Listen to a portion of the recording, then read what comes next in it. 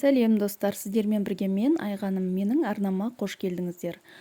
Менің арнама тіркеліп, қоңырауша белгісін басып қоюды ұмытпаңыздар. Бүгін біз осындай дәмді, жұп-жұмсақ, жұп-жұқа болып шығатын пицца дайындаймыз. Ол үшін ең бірінші қамырын дайындап аламыз. Суға 2 қасық қант, 1 шай қасық тұз салып, жақсылап араластырамыз. Дрожж саламыз. Араластырамыз. Онда електен өткізіп аламыз да үстіне осылай май құйып жібереміз, сұйық майды. Соны қамыр илейміз, жұп-жұмсақ қамыр иленуі керек, қолға жабыспайтын. Онда шетінен сала отырып, осылай қамыр илейміз. Қамырымызды енді тындыруға, көтерілуге жарты сағатқа жылы жаққа қоямыз. Майонезге кетчупты, томат қосып, соусымызды дайындап аламыз.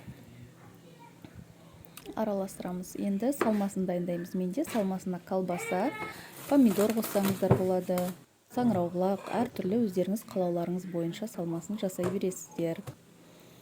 Енді менде осы тестадан 3 пицца шығады. Үлкен қылып жасасаңыздар 2-ге бөліп жасайсыздар. Бетін жауып қоямыз да, формамызды майлаймыз. Ешқандай оқтаудың керегі жоқ, қолмен өте жақсы жайылады.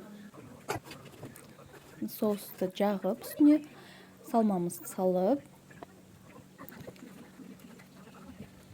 сырды теркадан өткізіп, мол қылып салсаңыздар дәмді болады.